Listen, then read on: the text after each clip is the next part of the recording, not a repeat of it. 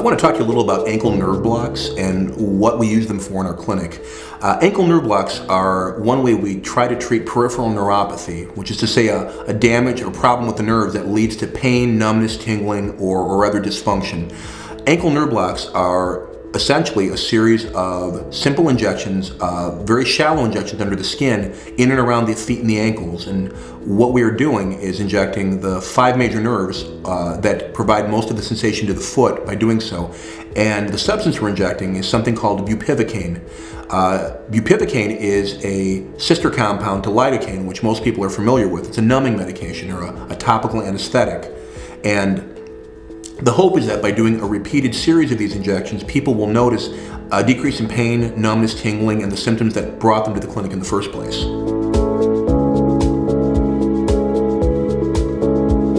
Ankle nerve blocks are predominantly designed to treat symptoms of neuropathy.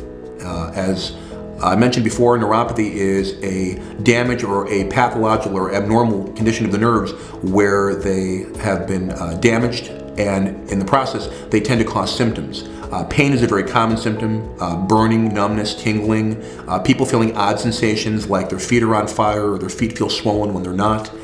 The ankle nerve blocks are designed to basically treat this and basically limit or get rid of these symptoms.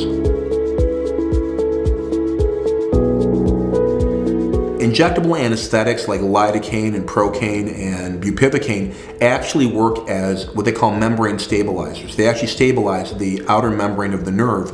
A good example is that when you have a nerve that is causing pain, a good example would be someone, you touch their foot and you just do a light pressure into that person that feels like pain, whereas it really should feel like pressure or a light scratch. Those nerves are sensitized.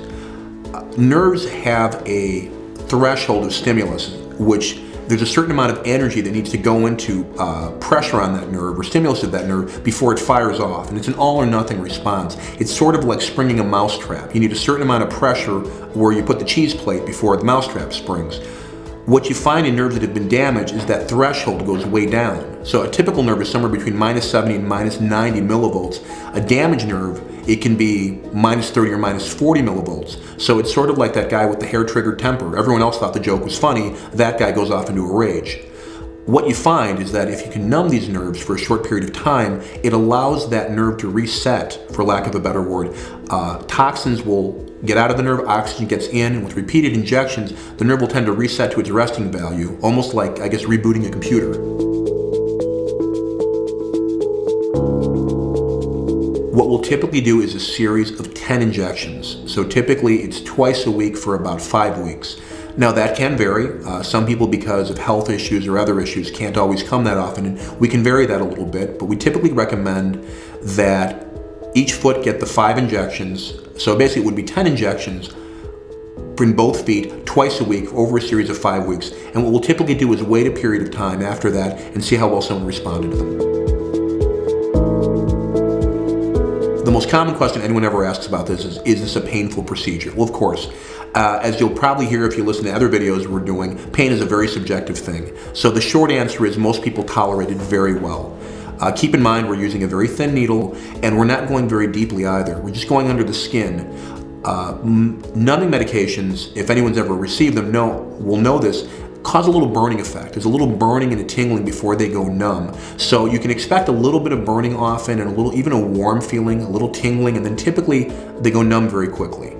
So as a general rule, the vast majority of people tolerate this extremely well.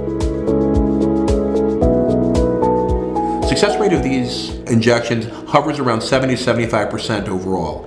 Most people who get this done do find that at the end of their treatment, their symptoms have gotten considerably better.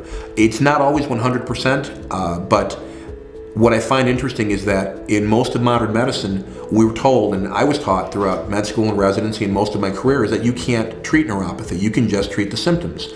So people who've been dealing with this for a long time, who can say get their pain from an 8 or 9 out of 10 to a 3 out of 10, are extremely happy with the 3 out of 10.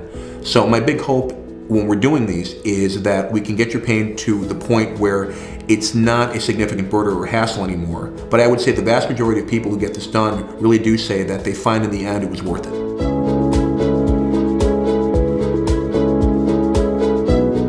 When people are done with these, they'll ask, well, do I need to return? Really a lot of that depends on your symptoms. If people are doing very well afterwards, once we typically do the 10 injections, we usually follow up with them in around 3 months. And what I've been happy to see is that the majority of people who have this done, their symptoms the good effects do persist. They come back and they say they feel very well. Now, what's very important is that if you have an underlying issue that was causing your neuropathy, example, if it was diabetes, it's very, very important you keep your blood sugars reasonable. So if you got your blood sugars down to a good level and saying, I'm treating it, and we do this, and every night it's waffles and German chocolate cake, then there's a good chance your problems might return. So it's incumbent upon the person getting injected to do what they can to keep themselves as healthy as possible. But if someone is indeed having a relapse, can we repeat these injections? Well, yes, we certainly can.